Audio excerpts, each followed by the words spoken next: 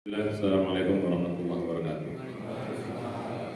Alhamdulillah, wassalatu wassalamu ala Rasulillah, wa la haula wa la quwwata illa billah. Mari kita awali kajian kita dengan baca basmalah. Bismillahirrahmanirrahim.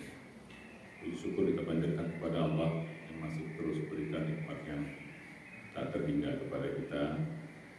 Kita bersyukur sampai hari ini, pagi ini kita masih diberikan kesehatan, umur yang panjang, dan juga kesempatan bisa beramal soleh, kesempatan untuk bisa menikmati seluruh fasilitas kehidupan yang Allah berikan kepada kita. Dan juga yang paling patut kita syukuri, kita masih dianugerahkan nikmat iman, nikmat Islam, nikmat ibadah, sholat subuh berjamaah, dan juga masih bisa mengikuti taklim, ya, untuk ilmu agama. Ini merupakan kenikmatan yang paling patut kita syukuri, di mana orang masih tidur terlelap, kita sudah bisa ibadah. Mana orang pagi kadang sudah mencari mengais-ngais dunia, kita masih tetap ibadah kepada Allah. Mudah-mudahan nikmat iman Islam ibadah ini terus Allah sampaikan hingga akhir hayat kita. Mudah-mudahan kita semua nanti menghadap Allah dalam keadaan husnul khatimah. Amin ya rabbal alamin. Salawat dan salam mari kita sampaikan kepada kita semua Nabi besar Muhammad sallallahu alaihi wasallam. Allahumma shalli wa sallim alaihi, dan juga kepada keluarga dan sahabat beliau, juga umat yang istiqomah di sunnah beliau. Mudah-mudahan kita tetap bisa istiqomah di sunnah Nabi semaksimal yang kita bisa, dan kita selalu mohon ampun atas hal-hal yang kita masih belum bisa. Mudah-mudahan di hari kiamat kita bisa mendapat syafaat dari beliau, dan kita berkumpul di surga Allah serta keluarga dan orang yang kita cintai yang terpelahan. Bapak sekalian, ibu-ibu jamaah sholat subuh, kita lanjutkan kaji kita. Kemarin kita sudah masuk kepada kerja langit yang keempat, ya. Kerja langit yang keempat yaitu ikhlas. Dan ikhlas ini sangat penting, mudah diucapkan, ya, sudah kita sampaikan, tapi agak sulit memang untuk dipraktekkan. Makanya banyak para ulama-ulama mengatakan ilmu ikhlas ini ilmu yang paling sulit, karena memang dia pokok. Setelah iman dia ini, ibadah ini dia paling pokok. Nah, oleh karena itu kita mesti bukan sekedar mempelajarinya, juga harus melatih. Bukan sekadar melatihnya, tapi juga mempraktekkannya dalam kehidupan. Itu yang berat itu di situ. Pada kesempatan kali ini kita kemarin sudah bahas, ya, tentang kerja ikhlas. Mungkin pernah sering dengar kerja ikhlas, ya. Nah, ini ikhlas itu merupakan kerja juga, tapi kerja langit. Nah, selama ini kita memahami kerja kan itu lebih pada kerja-kerja fisik, ya, kerja-kerja fisik, kerja-kerja akal. Sementara fisik kita terbatas, akal kita terbatas. Itu yang membuat kita sering capek, ya, karena fisik terbatas, akal terbatas. Memang begitu kita ciptakan oleh Allah Subhanahu Wa Taala, ya. Jadi gitu, dengan keterbatasan fisik, keterbatasan akal. Cuman kadang-kadang ya manusia hawa nafsunya pengen semuanya, ya. Jadi oleh karena itu pada kesempatan kali ini kita lebih mengedepankan fisik penting. Fisik perlu, kerja fisik perlu, kerja akal perlu, ya, kerja cerdas perlu, kerja keras perlu. Tapi yang lebih penting lagi kerja ikhlas tadi itu, karena dia ngejagain amal kita, ya. Karena saya katakan pada waktu beberapa yang lalu, kalau kerja langit itu unlimited, sementara kerja fisik itu terbatas. Kerja ruhani itu unlimited, tidak terbatas. Karena memang ruhani kita diciptakan Allah itu dahsyat. Kehebatan kita justru manusia itu bukan kepada fisik dan akal kita, tapi kekuatan rohani kita, kekuatan hati kita. Nah, ini yang harus kita kembangkan potensi unlimited. Ya. Quran itu kalau diturunkan kepada bumi, diturunkan kepada langit, diturunkan kepada gunung, hancur. Tapi diturunkan kepada manusia kuat. Gitu. Kenapa ya? Karena kita punya ruh. Nah, itu kekuatan. Cuman sayang, lagi-lagi kita selalu manusia ini mengedepankan itu buat menjadi capek, stres, masih muda udah udah stroke misalnya. Ya, kalau udah tua stroke itu wajar, tapi ya nggak wajar juga gitu. Mungkin kerja yang berlebihan, ya, kerja berlebihan, fisik terbatas, akal terbatas, dipus melewati batas ambang kekuatan kita, akhirnya meledak.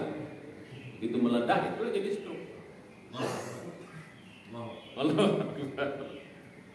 karena kita selalu begitu. Tapi kalau kita mengembangkan kekuatan rohani, mengembangkan kerja-kerja rohani, nah ini sebenarnya justru terbalik. Kerja rohani itu, yang saya bilang kemarin, kalau kerja fisik kita mengeluarkan energi, ya. Tapi kalau kerja rohani kita menyerap energi. Itu perbedaan. Yang ngeluarin kan ya habis, memang ngeluarin terus. Kalau nyerap kan makin banyak, justru makin kuat, makin hebat. Nah, kita para sahabat-sahabat orang-orang soleh dulu tuh, bagaimanapun ujiannya biasa aja itu. Ya sekarang banyak kita lihat saudara-saudara kita di Palestina, kekuatan rohani yang bisa mereka bikin bertahan. Karena logika udah nggak nyampe lagi, logika udah nggak nyampe. Sudah dibom, subah anak mati, makan susah, keluarga mati semua, masih bisa alhamdulillah. Masih bisa senyum, masih bisa memuji Allah.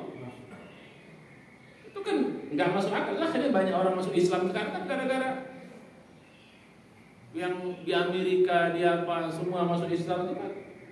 Itu melihat kekuatan apa yang bikin orang itu bisa begitu. Kan logiknya udah nggak nyampe. Harusnya orang kayak gitu secara ilmu kejiwaan, ilmu psikologi itu orang pasti stres, pasti depresi, pasti orang akan down, bisa gila gitu. Bisa gila dalam ilmu psikologi umum. Tapi ini enggak gitu loh, bisa senyum dia, bisa memuji Allah, alhamdulillah. Itu kan enggak, ini udah nggak nyampe gitu loh. Nah, secara fisik kayaknya berat gitu. Tapi itu namanya kekuatan ruhani. Itu yang banyak orang masuk Islam. Itu salah satu hikmah perang di Gaza itu. Teori perang udah nggak berlaku lagi, teori perang begitu. Dalam ilmu mereka kalah paling 2 minggu rata selesai. Oh, tapi ternyata sekarang udah 2 bulan lebih, nggak selesai itu. Cuman mereka mengaku kalah takut, karena begitu ngaku kalah, karena konsekuensinya kena sanksi perang nanti. Nah, itu contohnya. Itu kan kekuatan rohani. Nah, balik kepada tadi. Nah, salah satu kekuatan rohani yang kemarin kita sudah bahas itu adalah kekuatan ikhlas ini tadi.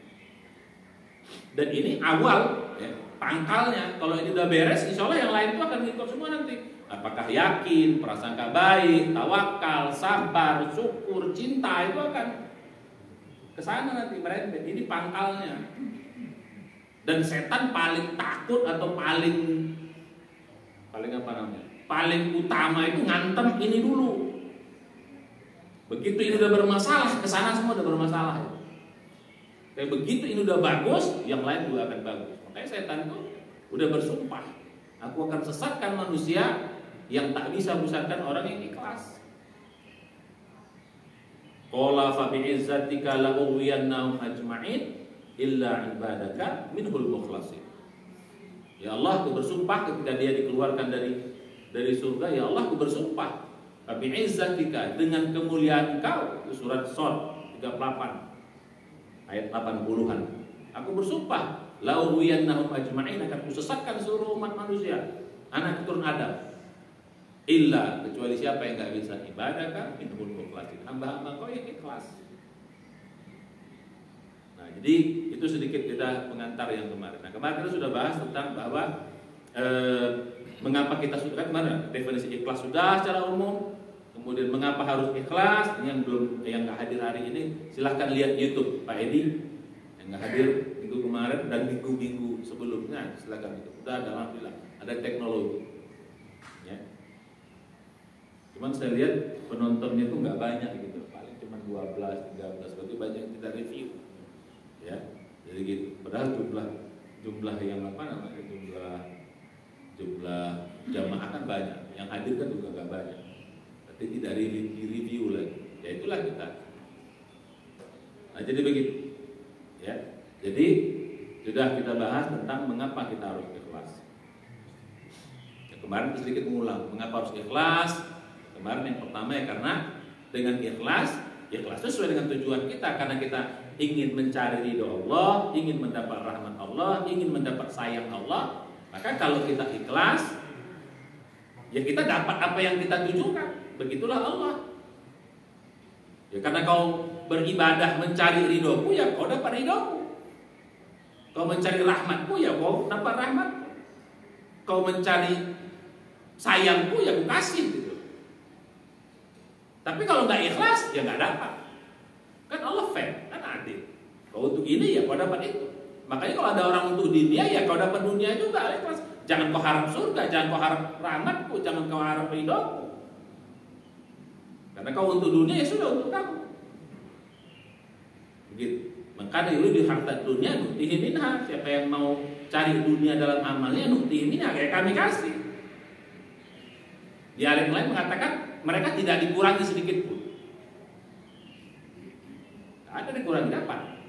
Nah cuman Allah itu sebaik-baik serikat, dia nggak mau dicampur. Kalau dicampur kasih semua bungkus sama kalian. Nah, itu hebatnya Allah. Kita kan kalau berserikat Pak ya, kalau kita berserikat dalam bisnis kan pengennya kan untung sama untung. Bisnis, oke, 50-50 kan gitu. Kalau kita berserikat dalam suatu usaha atau bisnis kan ya ada 50-50, 40-30, 40, 60, 70, ada lah itu. Kan selalu ada itu. Nggak ada orang yang serikat itu kau semua untung, aku nggak usah. Itu nggak ada itu Pak. Ada untung, semua sama kau, aku nggak usah, nggak ada itu. Nah kalau bisnis sama Allah itu begitu. Kalau kau serikat, semua sama kau, nggak mau nggak tahu. Jadi kalau kita serikatkan Allah ya, aku pengen surga juga, aku pengen ridho Allah juga, tapi aku pengen dunia juga. Ah, ini kan berserikat nih. Pengen ini juga, kalau enggak semuanya ambil, enggak ada masalah. Pakai semuanya. Cuman masalahnya yang ridho Allah itu unlimited, itu masalahnya. Ridho Allah itu unlimited, jadi kalau sekali ini tak terhingga, sedangkan di dunia ini berhingga, kita tambah nih matematik pula ya kan. Nah gitu. Nah ini nggak berhingga, ini berhingga di dunia. Nah masalahnya kalau Allah gitu, ambil semuanya, nggak dapat yang ini, ya sudah sama kau ini, kan rugi kita. Tak terhingga tambah 10, tambah 100, itu kan hasilnya ya tak terhingga juga, unlimited. Tapi kalau begitu hilang tak terhingga tinggal 20, rugi banget. Maka saya bilang kemarin, orang nggak ikhlas tuh rugi sekali, sayang. Dan yang ketiga bodoh, begitu loh. Ya, kalau nggak ikhlas apa? Satu apa? Sayang, nggak ikhlas. Kenapa? Yang tak terhingganya hilang ridho Allah rahmat itu. Kan sayang. Yang kedua rugi, ya dong. Masa gara-gara yang 10 mengorbankan yang tak terhingga? Berapapun banyaknya itu, dunia itu pasti terbatas. Sementara rahmat Allah itu unlimited. Rugi banget. Gara-gara 20, 30, 100, 1 juta yang tak terhingga hilang. Yang ketiga apa? Bodoh loh gitu, kan kasarnya gitu loh. Masa yang tak terhingga dikorbankan, nggak diambil, yang sementara yang terhingga ya itu kan bodoh banget. Itu kasarnya begitu. Ya cuman jangan dibilang sama orang lah, tersinggung lah orang kayak gitu. Ini kan bahasa umum saja. Nah balik kepada kaji kita. Jadi itulah makanya ya ikhlaslah kita. Rugi kalau kita nggak ikhlas, sayang banget. Udah capek jungkir balik, dunianya belum tentu, dunianya kurang, sementara akhiratnya ridho Allah yang tak terbatas hilang, sayang banget dong. Makanya mulai sekarang itu harus kita pupuk terus kesadaran itu. Nanti kita bahas bagaimana how to ikhlasnya, itu yang penting. Yang ketiga, ya mengapa kita ikhlas? Ikhlas itu akan membuat kita tenang. Orang ikhlas itu pasti tenang. Jauh dari rasa takut, jauh dari stres, apalagi depresi. Itu yang kita lihat dalam perjuangan sahabat-sahabat kita di mana? Di Gaza atau di Palestina atau di tempat-tempat yang lain. Biar ujian berat gimana pun tetap aja tenang aja. Kalau kita kan enggak. Nah itu salah satu indikator orang ikhlas itu, salah satu jadi indikator ya. Ya, jadi indikator salah satu orang ikhlas itu indikatornya itu tenang. Jadi kalau kita sering tidak tenang, itu omong kosong kita bilang kita ikhlas. Kadang-kadang kan gitu kan, saya insya Allah ikhlas Ustaz. Ikhlas naon kayak gitu. Bawaannya marah. Merepet kalau ibu-ibu di rumah. Gitu. Kalau bapak-bapaknya marah, nah, ikhlas gimana? Sikit-sikit baper, tersinggung. Tidak mau terima kasih. Gitu. Itu yang bawa dalam politik. Baper. Cepat emosi. Itu berarti nggak ikhlas. Itu dalam konteks agama kita bahas. Ya. Nah, jadi itu menjadi indikator nanti. Jadi kalau apa indikator, salah satu indikator orang ikhlas, ya tenang tadi itu. Gitu. Salah satunya. Makanya kalau kita bisa salah satu menguji apakah diri kita ikhlas atau orang lain, cuma kita kan tidak boleh menjudge orang lain. Nggak boleh. Karena kita nggak tahu. Makanya kalau saya kan kemarin saya bilang, kalau saya itu ikhlas itu kalau saya lebih pada skala saja. Walaupun tuh orang soleh itu nggak ada skala, 0, 100, cuma begitu, nggak ada lagi skala di tengah-tengah itu. Karena arti ikhlas itu murni. Murni itu artinya nggak ada campur-campur. Kalau saya, udah kondisi sekarang kan beda kita ya.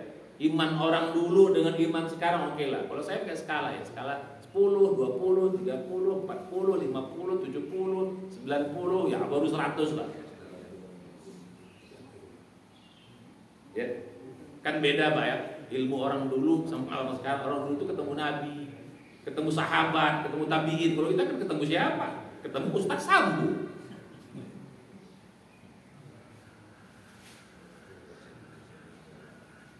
Satu. Ketiga. Jadi gitu. Jadi ikhlas itu akan membawa ketenangan. Nah yang keempat ini, mengapa kalau ikhlas itu terjaga? Ikhlas itu menjaga. Ini yang paling penting. Dengan ikhlas itu amal itu terjaga. Amal dan perbuatan kan kemarin. Kalau kita bahas ya, apa definisi ikhlas? Melakukan sesuatu, mengatakan sesuatu untuk mencari ridho Allah atau mencari sayang Allah, kan gitu kemarin. Semata-mata, pakai semata-mata. Semata-mata hanya untuk mencari ridho Allah tok. Nah itulah. Begitu kan ya. Jadi apa? Mengatakan sesuatu, melakukan sesuatu hanya semata-mata mencari ridho Allah. Ridho itu maksudnya ya ridho, ya senang, ya rahmat Allah tok. Nah, pakai tok lagi. Tok itu artinya apa? Gak ada yang lain kira-kira. Oke, balik pada kayak gitu. Akan menjaga dia. Jadi ikhlas itu menjaga amal. Jadi pagar. Jadi amal itu dipagerin, maka amal itu insya Allah tidak akan rusak. Makanya setan paling berkepentingan ngantem ikhlas itu, begitu ikhlas itu rusak, maka amal akan rusak karena pagernya udah nggak ada lagi. Makanya berkepentingan dia ngantem itu dulu. Hantam dulu ikhlasnya, hantam yang begitu ikhlasnya rusak semua amal itu. Oh udah, tepuk tangan setan, biarin aja, nggak usah lagi, nggak usah digoda lagi, udah rusak dia. Nah, balik pada yang tadi. Nah itu, nah sekarang kita masuk how-nya, bagaimana caranya bisa ikhlas. Sebelum how tuh ini ciri-ciri dulu untuk mengindikator kita ikhlas nggak nih? Atau orang lain yang memuji orang, bukan muji ya, tapi untuk ya mengingatkan. Bukan untuk menjudge, nggak boleh. Karena kita, nah, kalau kita belajar ilmu hakikat itu tidak boleh kita judge orang. Itu salah satu kita mengapa harus belajar ilmu hakikat, tidak boleh menjudge orang. Biar dia awalnya nampak seperti itu, belum tentu ujungnya kayak gitu. Dalam agama kita kan yang penting apa? Ujungnya, husnul khotimah itu. Awalnya begitu, nampaknya gitu, belum tentu ujungnya, atau belum tentu dalamnya kayak gitu, belum tentu. Makanya nggak boleh. Hatta orang kafir pun ya kita doakan mudah-mudahan dapat hidayah, gitu. Mudah-mudahan dapat hidayah. Ya. Jadi balik pada kaji kita tadi. Jadi yang kita bahas sekarang ciri-cirinya. Karena saya bilang tadi ikhlas ini dalam, main dalam, kadang-kadang nggak nampak, nggak bisa diukur, apalagi di terawang, nggak bisa dilihat. Nah sekarang gimana caranya? Dengan ciri-ciri itu bisa kita ukur. Oh kayaknya saya belum ikhlas kayaknya ini. Harus tingkatkan lagi, tambah lagi. Gitu Pak Edi, Bang Caca, nanti dulu Bang Caca. Ustaz ini katanya manggil-manggil awak, yang nyari awak kalau pengajian. Lagi makan durian awak nggak dipanggil-panggil ya. Jangan merajuk gitu Bang Jaja.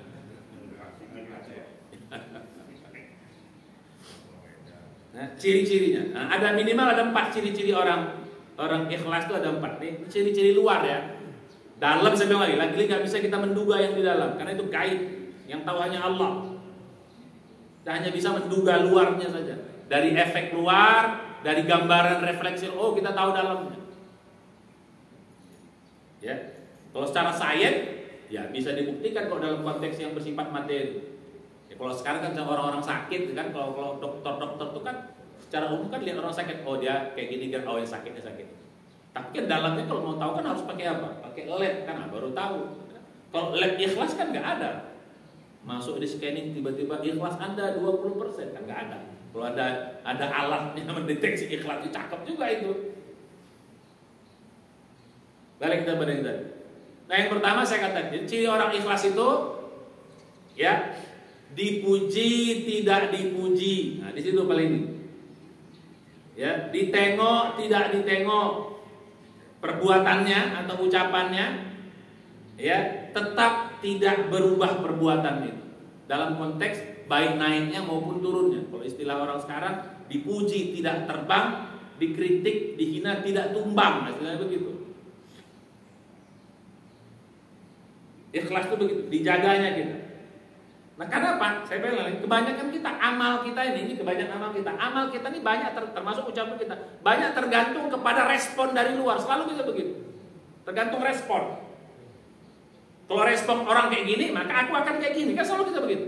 Kalau respon orang begitu, maka aku akan begini. Mengapa dia baik sama aku? Mengapa aku baik sama dia? Mengapa aku baik sama dia? Gara-gara respon dari ya dia baik sama aku. Betul atau betul? Kan kita banyak tergantung respon. Perbuatan kita, amal kita banyak tergantung dari respon dari luar. Ya, itulah manusia, itulah ujiannya di situ. Tapi kita orang beriman kan bukan manusia biasa. Ustadz itu kan manusia. Kita bukan manusia biasa, kita manusia spesial. Jangan dibilang kita kayak gitu. Itu namanya sama dengan menjustifikasi perbuatan kita. Tidak, no.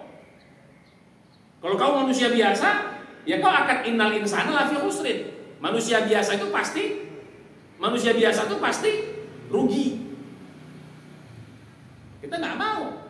Jangan mau kau jadi manusia biasa, karena kalau kau jadi manusia biasa, average ya, di dalam average yang rata-rata, maka kau akan rugi. Siapa yang tidak rugi itu? Illal ladzina amanu wa amilus solihati wa tawasaw bil haqqi wa tawasaw bis. Itulah bukan manusia yang biasa, itu manusia spesial.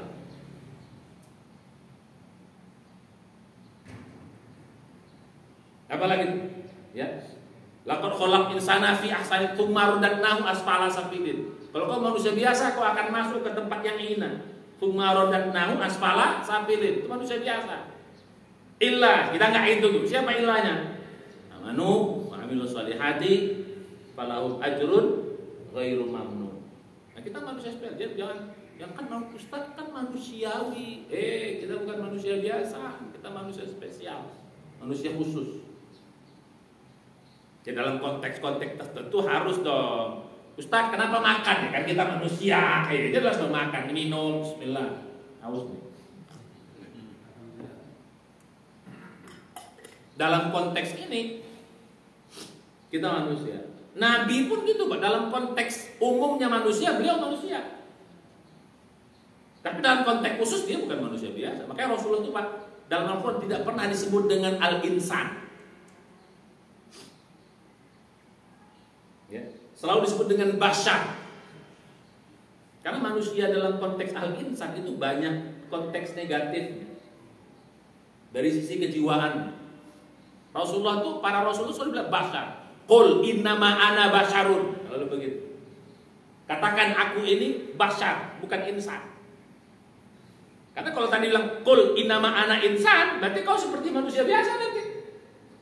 Kau tukang ngambek, kau tukang emosi, kau tukang marah, kau baper, kau cepat tersinggung. Itu al-insan. Tapi kalau bashar itu kemanusiaan yang normali. Ya, kau butuh makan, ya butuh tidur. dia harus berkeluarga, dia bersosial.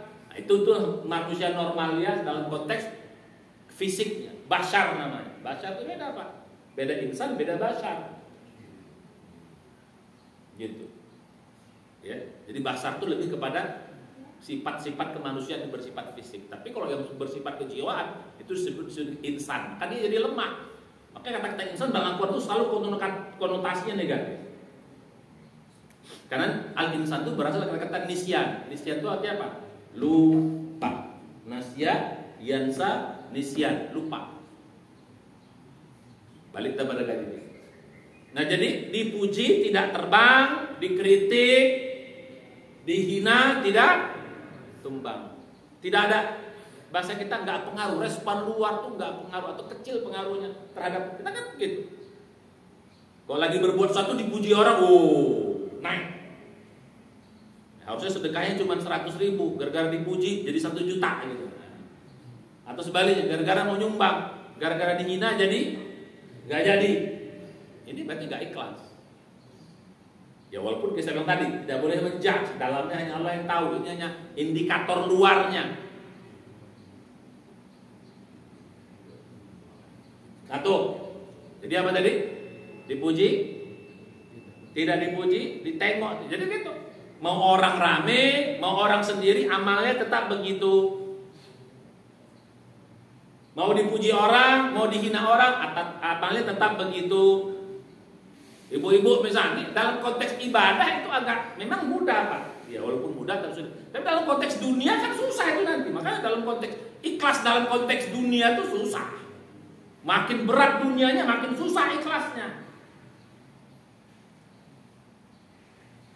Nah, masuk pada yang kedua. Nah, ini ya. Oke, maksudnya yang pertama sebelum itu yang pertama juga apalagi termasuk dalam konteks balas dan tidak membalas. Mau kita berbuat kita dibalas orang, nggak dibalas orang, nggak ada masalah. Lihat nanti dalam Al-Quran surat ke berapa? Surat ke 76 Al-Insan, ya, ayat 7 ayat 8. Innama nut'imukum liwajhillah. Ini lagi. La nuridu minkum jazaan wala syukur. Innama nut'imukum, kami berbuat baik kepada kamu liwajhillah, gimana? Untuk mencari wajah Allah. Ingat saya bilang kemarin, apa kata-kata wajah Allah? Secara konotatif apa arti mencari wajah Allah? Apa artinya? Mencari wajah itu artinya biar Allah senang. Itu secara konotatif, kiasan. Kita nggak saya bilang mencari muka gitu. Tapi secara denotatif bisa yang saya bilang kemarin. Mencari wajah Allah itu Pak, mencari wajah Allah, pengen ketemu muka Allah kapan nanti ketika di surga. Itu kan ujungnya. Karena di surga nanti kebahagiaan tertinggi adalah kita melihat wajah Allah. Jadi ujungnya Pak, betul bisa dimakna denotatif itu. Kata Nabi nanti di akhirat kalah semua kenikmatan surga dibandingkan dengan kenikmatan melihat wajah. Karena kebahagiaan bukan kenikmatan surga itu tetap aja tanda petik materi. Sungai-sungai, buah-buah, perempuan cantik, istana, pakaian yang indah, semua tanda petik materi. Tapi materi yang bukan materi dunia, materi yang masya Allah juga gitu. Yang berbeda dengan materi dunia, tapi tetap itu cetek. Yang paling hebat adalah kebahagiaan rohani melihat wajah Allah. Kalah semua itu. Balik pada itu tadi. Nah jadi ayat mengatakan innama nut'imukum liwajhillah, kami ngasih makan kamu, membantu kamu dalam konteks yang lain bekerja liwajhillah, ikhlas mencari doa. Apa? La nuridu minkum jazaan wala syukuran. Kami enggak perlu kau balas perbuatan baik kami, wala syukuran, dan kami enggak perlu kau terima kasih. Nah, itu begitu bayangkan. Jadi berbuat tidak ada hubungan dengan respon orang. Respon kau baik, gak ada masalah, bagus, itu bagian dari bonus. Respon kau tak baik pun gak ada urusan sama aku. Kau terima kasih, mau gak ada urusan. Urusan aku adalah kepada Allah. Karena yang ku cari adalah rahmat dan ridha Allah, bukan kalian. Kalau itu kan berat tuh. Woi, dalam konteks sholat gak ada masalah, ya, betul loh. Dalam konteks puasa gak ada masalah. Dalam konteks sedekah, ini masalah men. Kalau sholat kan jelas untungnya kita. Yang kalau sholat yang untung siapa Pak? Nampak kan? Kita bergerak kan secara fisik ya kita untung juga. Kalau haji yang untung siapa? Ya kita juga. Duitnya kita ngabisin. Kalau puasa jelas nampak yang sehat kita. Tapi kalau sedekah yang untung siapa? Makanya ikhlas dalam sedekah itu sulit. Kenapa? Yang untung orang lain. Enak kali kau saudaraku bukan, aku bukan, kau dapat tak terima kasih pula lagi. Sorry nanti lain kali.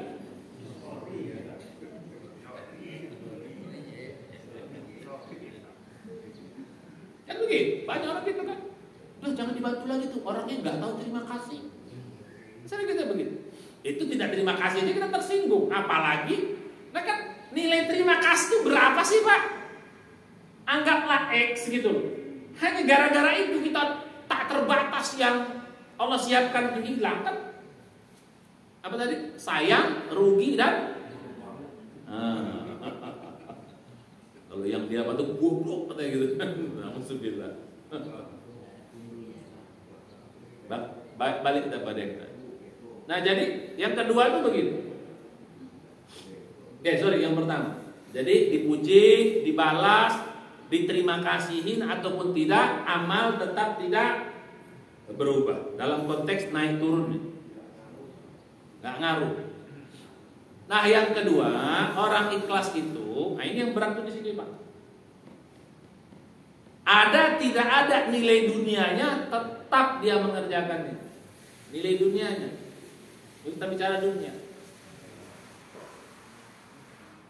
Nah ini beratnya di sini. Karena kita segala sesuatu kan kita melihat dengan dunia.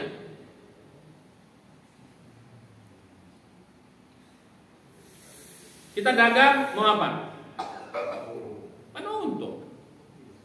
Kalau nggak untung, mau dagang nggak? Kalau mau untung, mau dagang nggak? Enggak. Atau kalau rugi gimana? Kalau rugi gimana? Stres. Karena tidak sesuai dengan harapan. Karena kita maunya untung. Nah, orang ikhlas tuh mau ada untung dunia, nggak ada untung dunia, bahkan mungkin rugi dunia, kagak ada urusan. Tetap dia beramal. Karena berat ini. Maka saya bilang tadi, kalau dia amal-amal akhirat sih nggak sulit. Tapi kalau amal dunia, Bu, Pak, kita rumah tangga mau ngapain? Mau ngapain? Jangan cari ridho Allah dulu, ketinggian. Ketinggian itu. Bagus tuh, jujur tuh, dapat keturunan. Itu kan dunia. Apalagi kita mau nikah tuh gara-gara apa? Pengen apa? Ya kan? Kebutuhan. Kebutuhan apa namanya? Kebutuhan biologis. Ya. Nah kalau hanya semata-mata itu, ya sudah pantas lah kita. Makanya banyak orang kalau nikah tinggal nggak punya anak gimana?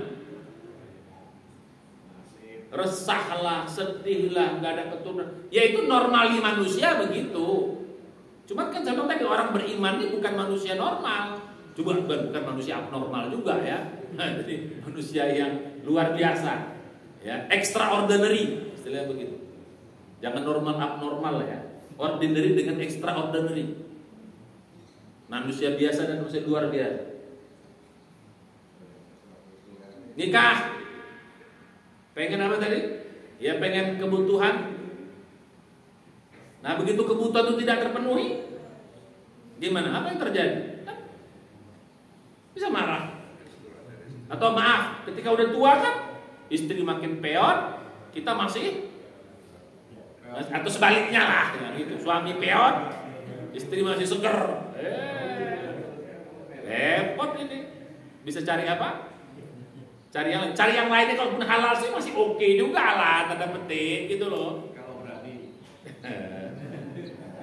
Tapi kan faktanya kan banyak yang tidak demikian, banyak pun tidak berani, mencari jalan yang nggak benar. Nauzubillah. Nah kalau terjadi begitu apa kan?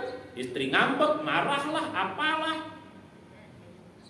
Karena tujuannya itu. Begitu itu tak dapat tujuan dunia itu, maka dia akan marah, akan stres, akan sedih atau apalah namanya. Nah, orang ikhlas itu kagak ada urusan. Mau ada untung dunia kagak ada urusan, mau nggak ada, bahkan rugi pun kan. Kenapa dia dapat untung yang paling besar? Untung dari siapa? Untung dari Allah. Ini yang bikin ikhlas itu hebat gitu.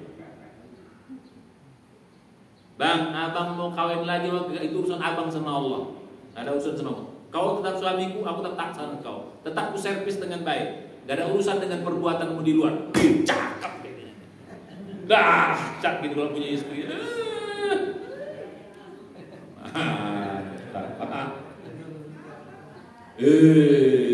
Bisa gitu, Bu? Bisa gitu, Bu? Cepat kali Bang bisa. Nah, makanya ikhlas itu berat. Mulut bilang ikhlas Ustaz. Nah, kalau begini namanya tidak. Kalau saya jangan bilang tidak lah, kurang lah gitu loh. Karena saya tadi kan pakai apa? Pakai skala. Ya, kalau saya lebih pada skala. Kalau orang dulu enggak, dia nggak ada skalanya. 0, 100. Nggak ada skala-skalaan. Gak ada skala 11/100, nggak ada. Dalil tabanta. Jadi ikhlas itu gitu. Ada dunia kan karena masalah. Itu yang kedua orang ikhlas. Cara mengukurnya. Nah, kita cara mengukur diri kita juga begitu. Maka ini kan membuat orang, saya bilang yang tadi, mengapa enaknya ikhlas? Jadi tenang kan. Yang bikin gak tenang kan kita kan berharap sesuatu terus nggak dapat atau di luar ekspektasi. Berdapatnya X, dapatnya X minus. Atau malah nggak dapat, akhirnya kita menjadi tak sedih dan lain sebagainya. Oh, ini nggak ada urusan, dapat dan kenapa? Kau sudah pasti dapat. Kenapa? Dari Allah yang unlimited. Fama utitum min syai'in famata'al hayatid dunya. Apa yang kau dapatkan di dunia itu semua sedikit kesenangan. Tapi apa? Wa ma indallah itu bakin atau abqa lebih bekal. Lebih apa? Lebih bekal, bukan lebih bekal. Lebih bako, lebih abadi. 2. Jadi cirinya orang ikhlas itu apa? Tidak ada nilai dunia, tidak mengubah urusan itu. Tetap. Nah, baru yang ketiga, orang ikhlas itu selalu semangat. Ini repot. Semangat. Biasanya orang semangat gara-gara apa? Orang semangat gara-gara apa? Bu, ya gara-gara ada untungnya, ada harapan sesuatu. Ya kalau nggak ada gimana? Maka saya bilang teman-teman yang tadi di Gaza itu rugi kayak gitu, hancur gitu, tetap semangat, tetap optimis, tetap alhamdulillah. Mana itu? Siapa yang bisa gitu? Orang ikhlas. Jadi kalau kita semangat kita naik turun, Bu, itu salah satu menunjukkan kita kurang ikhlas. Semangat kita naik turun. Termasuk itu dalam konteks, apalagi dalam konteks ibadah juga gitu. Sholat naik turun, kadang ke masjid, kadang enggak. Itu berarti semangatnya naik turun. Itu berarti kurang ikhlas. Ya, dalam konteks ibadah. Apalagi termasuk juga dalam konteks dunia, ya tambah lebih lagi. Kenapa orang semangat main politik? Kenapa orang semangat main politik? Ada untung dunianya di situ, ada terkenal sebagainya. Tapi begitu gagal, gila banyak. Stres. Semangat jadi hilang. Nah, jadi ini ukuran yang ketiga. Jadi kalau kita mengukur diri kita, tetap semangat. Kenapa? Gimana gak semangat? Orang udah jelas pasti dapat. Kok sama Allah kan gak mungkin meleset. Allah tidak terbatas. Kekuasaan dan kehebatannya, janjinya tidak pernah ingkar janji dan tidak pernah meleset. Gimana kita mau gak semangat? Orang udah pasti dapat kok, tetap aja semangat. Gak ada urusan di sana gak dapat. Nama Allah udah pasti pakai semangat terus. Lagi-lagi Pak, ini perlu apa? Dilatih. Yang kadang-kadang ada sedikit-sedikit kurang semangat, oke lah, kan Allah Maha Baik juga. Tapi tetap proses untuk naik, bukan proses untuk, bukan decreasing tapi increasing. Nah, kira-kira gitu. naik terus mudah-mudahan. Nah, yang keempat yang paling kelihatan juga ciri orang ikhlas itu. Jadi orang ikhlas itu amalnya akan terjaga.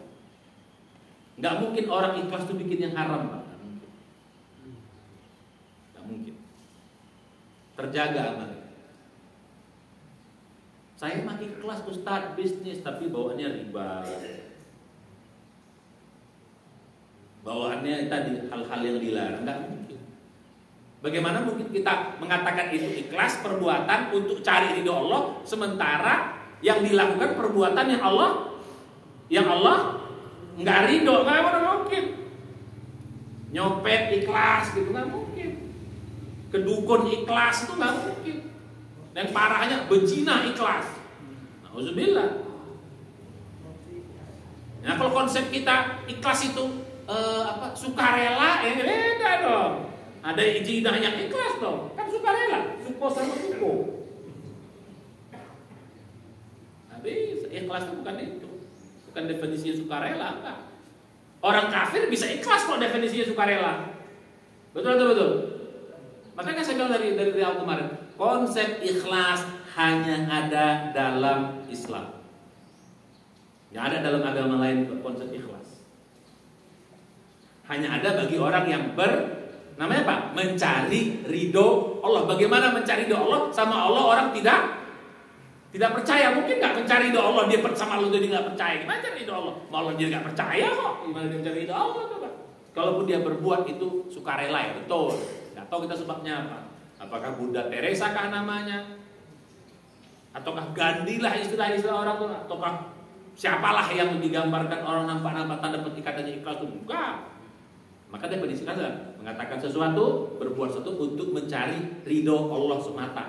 Berarti sebelum itu harus apa dulu? Iman dulu. Kalau nggak iman ya nggak bisa. Itu 4. Jadi salah satu yang keempat yang berat apa? Kalau namanya ikhlas harus apa?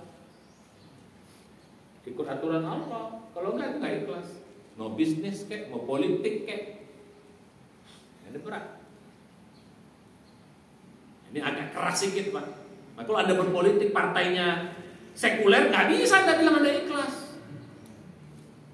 No way. Ini harus dikasih tahu gitu loh. Nggak bisa. Tapi Ustaznya kan cuma nggak bisa dong, men. Nggak bisa. Ya kecuali kalau itu perintah, oke lain. Paham ya? Kita ini ya. Bukan kemauan Anda. Kita sebuah apa? Oke, ini ya. Oke, kau masuk sana. Itu lain. Itu strategi, beda. Tetap itu ikhlas itu. Tapi kalau mau kau sendiri kau bilang ikhlas, enggak, siapa yang nyuruh kau ke situ? Berarti kan karena ada dunianya gitu loh. Jadi biar begitu. Ya. Boleh aja nih kita nih, saya sebagai ustaz gitu loh. Ini jamaah saya nih. Oke, Pak, Anda di partai A, sekuler, boleh. Tapi ingat terjaga ya. Awas, macam-macam. Gitu itu baru betul. Itu bisa, itu strategi lain. Berarti ada yang menyuruh, ada yang jagain. Kalau mau sendiri, beda. Paham ya? Itu perbedaannya ya. Balik pada yang tadi. Jadi yang namanya ikhlas itu apa? Harus sesuai aturan Allah. Itu salah satu indikatornya. Begitu tidak itu gak bisa. Maka kedukun, bisnis ribawi, politik yang tidak sesuai agama kita, apalagi rumah tangga pacaran dulu bilang ikhlas nggak bisa, sebelum nikah nggak bisa, apalagi sambil berzina dulu bilang kita ikhlas, nggak ada itu, apalah namanya semua. Nah ini 4 ciri-ciri ikhlas, semuanya tinggal kita atur aja. Kalau perbuatan tadi kita diikat 4 ini, satu apa tadi? Mau dipuji, mau ditengok, mau diterima kasihin ataupun tidak, tetap melakukan kebaikan. Lagi-lagi kan kebaikan itu, perbuatan kebaikan itu atau ucapan kebaikan. Yang kedua, ada nilai dunianya. Tak ada nilai dunianya, tetap kan, bahkan kalaupun hilang nilai dunia, tetap tak ada masalah, tetap dikerjakan. Nikah, nggak tadi suami kayak gitu, nggak sesuai dengan harapan kita, nggak ada urusan, tetap taat dia. Nggak ada urusan dengan respon orang lain. Karena yang diharapkan hanya begitu Bu ya, tidak ada hubungan dengan respon orang lain. Mau responnya cemberut, mau responnya senyum, mau responnya memuji, mau responnya mengkritik, atau tidak ada respon sama sekali, nggak ada urusan. Innama nut'imukum liwajhillah, untuk Allah dan pahalanya, ridhonya dari Allah Subhanahu wa taala. Yang ketiga apa? Tetap semangat apapun ceritanya. Nggak ada istilah up and down, tergantung nggak ada. Tetap semangat, tetap optimis. Ustaz gimana Ustaz? Gak ada uang, kita mau kampanye, mau nggak ada urusan, jalan saja. Kagak ada duit, nggak ada apa, jalan, Bismillah. Urusan hasil itu urusan Allah, bukan urusan kita. Urusan kita apa? Beramal. Urusan kita, tapi itu pasti curang, udah pasti menang, nggak ada urusan. Biarin lah, itu urusan Allah, berbuat. Dan gara-gara ada pasti senang, ya dia pasti menang, udah aku gabung sama dia aja kan. Karena tanda politiknya itu, kenapa dia pengen gabung? Dia yakin di situ menang. Makanya dia gabung ke situ. Udah pasti dia menang. Kalau kita nggak ada urusan, bukan ada urusan menang tidak menangnya, urusan apa yang kita perjuangkan. Nah di situ baru ada nilai ikhlasnya. 3, yang keempat tadi apa? Sesuai aturan, sesuai dengan aturan Allah dan Rasul. Kalau bertentangan aturan, maka itu dikatakan apapun cerita yang tidak mungkin ikhlas. Tidak mungkin suatu perbuatan mencari ridho Allah, sementara perbuatan itu tidak diridhoi. Minimal dalam fikih mubah, merokok ikhlas, nggak ada judul ceritanya. Kenapa kok ikhlas merokok? Nggak bisa. Ya Allah, aku merokok untuk cari ridho. Kata malaikat, tampalkan malaikat kau merokok. Kau bilang untuk cari ridho. Merusak kayak gitu kau bilang kau cari ridho Allah. Kedegang kata malaikat nanti. Betul Pak? Jadi apalagi yang haram, yang jadi nggak ada. Makanya kalau kita berpikir itu, makanya kan pantas seperti. Makanya kalau orang pantas, orang ikhlas itu hebat. Tetap semangat, tidak melanggar. Oh itu kan hebat amal kayak gitu. Setuju? Bisa nggak? Bisa nggak Kak? Nah, memang berat, tapi harus kita coba. Nah, baru kajian yang terakhir. Yang keempat, kajian kita tentang bagaimana caranya biar bisa ikhlas, baik dalam ibadah, terutama nanti di perbuatan-perbuatan penting non ibadah.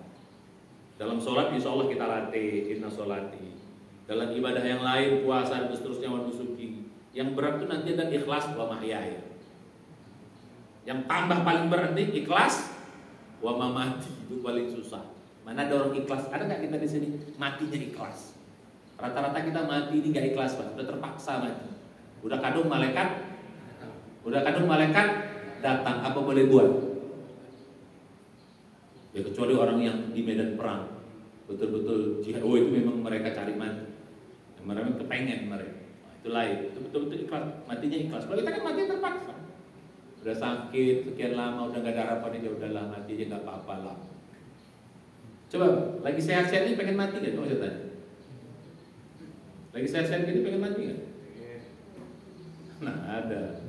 Yang pengen mati itu udah sakit-sakitan, udah gak ada harapan, udah mati aja lah, ikhlas aja lah aku mati. Lagi sehat-sehat gini pengen mati. Nah, kalau bisa hidup 1000 tahun lagi.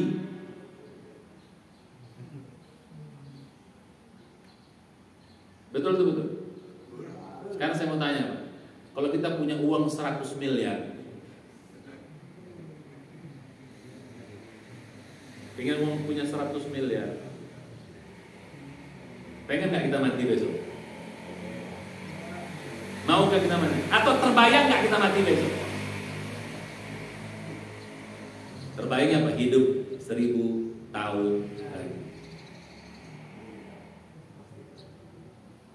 Makanya banyak orang kalau punya uang pasti saving. Kenapa saving? Kenapa saving? Kenapa disimpan uang itu? Bukan di bisnis, disimpan. Kenapa? Karena berharap hidupnya masih panjang. Coba Pak, kalau kita tahu besok kita mati, sekarang kita punya uang 1 miliar, kita baik. Atau sekarang kita punya 100 miliar, kita apain? Tahu kita dikasih tahu, besok kau mati. Sekarang kita punya 100 miliar, apa yang kita lakukan? Sedekah. Betul.